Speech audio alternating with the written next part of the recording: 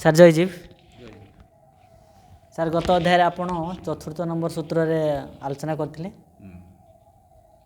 ତ ଆଜି ସାର୍ ପଞ୍ଚମ ସୂତ୍ରଟା ବିଷୟରେ ଜଗତ ଶାସ୍ତ୍ର ସମାଧିବାଦର ପ୍ରଥମ ଭାଗର ପଞ୍ଚମ ନମ୍ବର ସୂତ୍ରଟାକୁ ଆଜି ସାର୍ ଆଲୋଚନା କରନ୍ତୁ ଏବଂ ଦର୍ଶକମାନେ ଯେମିତି ଭଲସେ ବୁଝିପାରିବେ ସେମିତି କରନ୍ତୁ।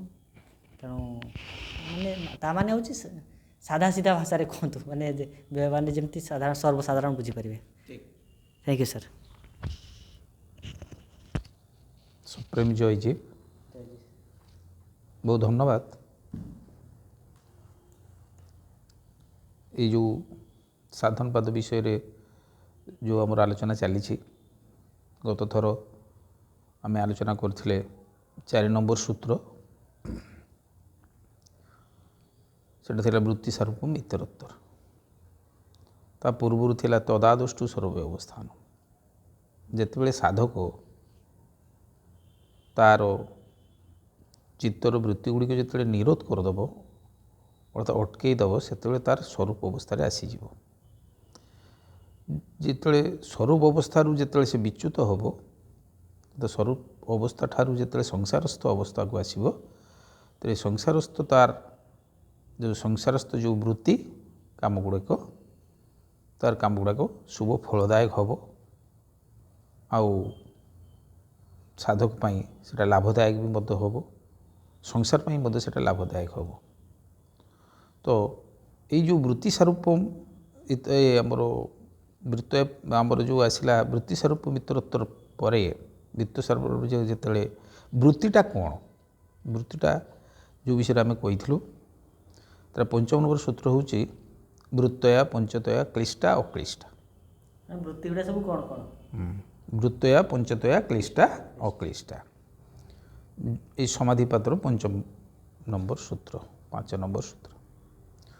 তো এই যে বৃত্তি গুড়িক হচ্ছে যেগুড়াক, সেগুড়িক হচ্ছে କ'ଣ না সাধারণতঃ আমার যে রূপ রস গন্ধ শব্দ স্পর্শ, অর্থাৎ আমার যে জ্ঞানেন্দ্রিয় মানকর যে জ্ঞানেন্দ্রিয়র যে তন্মাত্রা গুড়াক রূপ রস গন্ধ শব্দ স্পর্শ, যেতে গুড়িক বৃত্তি, সেই বৃত্তি এই 5 প্রকার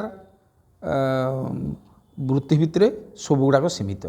5 প্রকার বৃত্তি ভিতরে সেগুড়াক সবু অছি।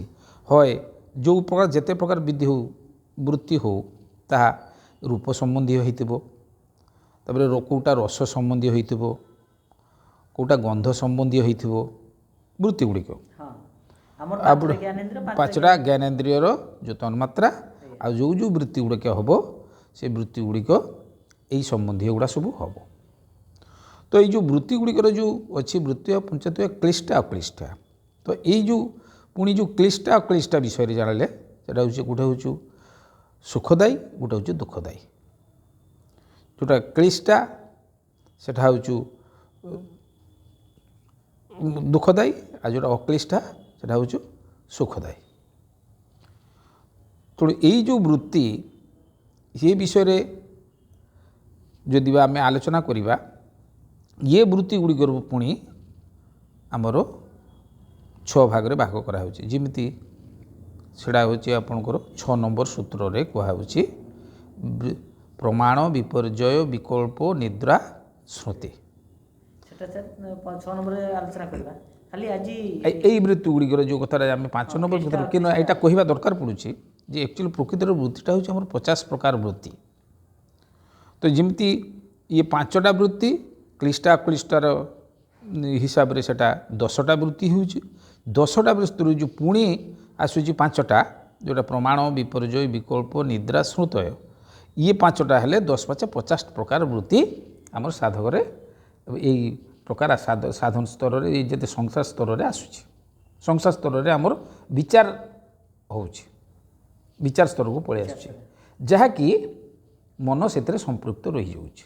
ଆମେ ମନକୁ ସଂସାର ଆଡ଼ୁ ଟାଣି ନିଜ ଭିତରେ ସ୍ୱରୂପସ୍ଥ କରିବା। ତେଣୁ ଏ ବୃତ୍ତି ଗୁଡ଼ାକ ଜାଣିବା ଦରକାର, ସେଥିପାଇଁ ଜାଣିବା ଦରକାର। ତ ଆଜିର ଯେଉଁ ବିଷୟଟା ହେଉଛି ଯେଉଁ 5 ପ୍ରକାର ବୃତ୍ତି, ଯେମିତି ଧରନ୍ତୁ ରୂପ ସମ୍ବନ୍ଧୀୟ ଯେଉଁ ବୃତ୍ତି, ସେଟା ହେଉଛି ସୁଖଦାୟୀ ରୂପ ସମ୍ବନ୍ଧୀୟ ବୃତ୍ତି, ଦୁଃଖଦାୟୀ ରୂପ ସମ୍ବନ୍ଧୀୟ ବୃତ୍ତି। ପୁଣି ହେଉଛୁ ଗନ୍ଧ ହେଉଛି ସେମିତି ସୁଖଦାୟୀ ଗନ୍ଧ ସମ୍ବନ୍ଧୀୟ ବୃତ୍ତି, ଦୁଃଖଦାୟୀ ଗନ୍ଧ ସମ୍ବନ୍ଧୀୟ ବୃତ୍ତି। ସାର୍ ଟିକେ ଆପଣ କହିବେ এই যে গন্ধ মানে এটা ভালো বাসনা হচ্ছে কেটা খরাপ ଖରାପ ବାସନା ହେଉଛି মানে ଏହା ବିଷୟରେ ଧରନ୍ତୁ ଆମେ ପ୍ରଥମ କଥା ନା ସେଇଟା ଖୋଲିକି କହିଦେବାର ଅଛି। ଠିକ୍ ଅଛି, ଭଲ ପ୍ରଶ୍ନ ପଚାରିଲେ। ଯେଉଁ ଆମେ ଯେଉଁ ରୂପ ସମ୍ବନ୍ଧୀୟ ଧର ସୁଖଦାୟୀ ରୂପ ସମ୍ବନ୍ଧୀୟ ବୃତ୍ତି, ଯେମିତି ଧରନ୍ତୁ ଆମେ କେଉଁ ଦୃଶ୍ୟ ଦେଖୁଛୁ, ସେଇ ଦୃଶ୍ୟ ଦେଖିବାରେ ସେ ଦୃଶ୍ୟଟିକୁ ଦେଖି ଆମକୁ ବହୁତ ସୁଖ ଆସିଲା, ସେଇଟା ସୁଖଦାୟୀ ବୃତ୍ତି। ସୁଖଦାୟୀ ସେମିତି ଦେଖୁଥିବା ଅବସରରେ ସେ ରୂପ ସମ୍ବନ୍ଧୀୟ ଯେମିତି ଏମିତି ଏକ ଦୃଶ୍ୟ ଆମେ ଦେଖିଲୁ ଯାହାକି ଆମର ସେଇଟା ଦୁଃଖଦାୟୀ ହେଲା, ସେଇଥିପାଇଁ ସେଇଟା ହେଉଛି ଦୁଃଖଦାୟୀ ବୃତ୍ତି, ରୂପ ସମ୍ବନ୍ଧୀୟ ଦୁଃଖଦାୟୀ ବୃତ୍ତି। ସେମିତି ଆସୁଛି ଧରନ୍ତୁ ରୂପ ପରେ ଧରନ୍ତୁ ଆସୁଛି ଆମଙ୍କର ଶବ୍ଦ।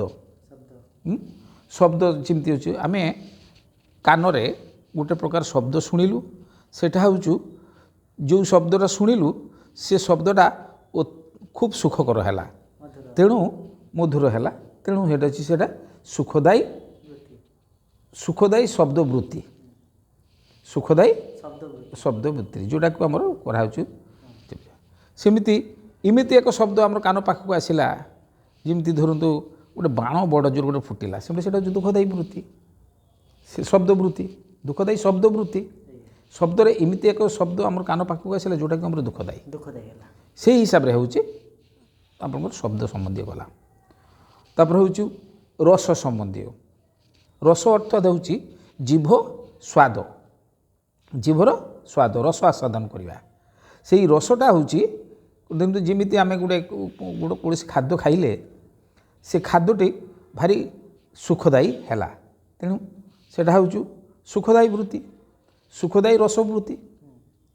ତାପରେ କୌଣସି ଖାଦ୍ୟ ଖାଇଲେ ସେଇଟା ଭାରି ଖରାପ ଲାଗିଲା, ଦୁଃଖକର ହେଲା, ସେମିତି ଆମର ସେଇଟା ହେଉଛି ଦୁଃଖଦାୟୀ ରସ ବୃତ୍ତି। ତାପରେ ଆସୁଛି ଗନ୍ଧ।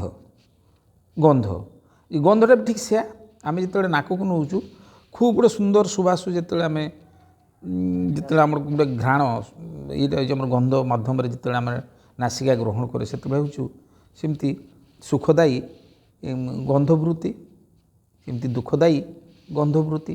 ଇଏ ଦୁଇ ପ୍ରକାର ଗଲା। ସେମିତି ହେଉଛୁ ରୂପ ଗଲା, ଶବ୍ଦ ଗଲା, ରସ ଗଲା, ଗନ୍ଧ ଗଲା। ତାପରେ ଆସୁଛି ସ୍ପର୍ଶ। ସ୍ପର୍ଶ ହେଉଛି ଶାରୀରିକ ସ୍ପର୍ଶ।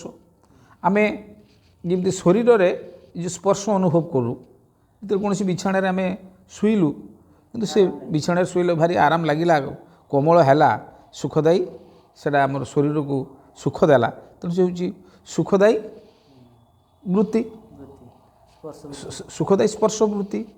ସେମିତି ତା'ର ଭାରି କଷ୍ଟକର ଦେଲା, ସେମିତି ଦୁଃଖଦାୟୀ ଆମର ସ୍ପର୍ଶ ବୃତ୍ତି। ତ ଏଇଭଳି 5 ପ୍ରକାର ବୃତ୍ତିଟି 2 ଭାଗରେ କରାହେଉଛି, ସୁଖଦାୟୀ ଆଉ ଦୁଃଖଦାୟୀ ହିସାବରେ ସେଇଟା ହେଉଛି 10 ପ୍ରକାର ବୃତ୍ତି। ଯେତେ ପ୍ରକାର ବୃତ୍ତି ଅଛି ଏଇ 5ଟା ଜ୍ଞାନେନ୍ଦ୍ରିୟ ମାଧ୍ୟମରେ, ହଁ, ଯେତେ ପ୍ରକାର ସଂସାରରେ ବୃତ୍ତି ଅଛି ସବୁ ରୂପ ସମ୍ବନ୍ଧୀୟ ହୋଇଥିବ, ନହେଲେ ଶବ୍ଦ ସମ୍ବନ୍ଧ ହୋଇଥିବ, ନହେଲେ ରସ ସମ୍ବନ୍ଧୀୟ ହୋଇଥିବ, ନହେଲେ ଗନ୍ଧ ସମ୍ବନ୍ଧ ହୋଇଥିବ, ନହେଲେ ଆପଣଙ୍କର ସ୍ପର୍ଶ ସମ୍ବନ୍ଧୀୟ ହୋଇଥିବ। ଏହାରି ଭିତରେ ସବୁ ବୃତ୍ତିଟା ରହୁଛି।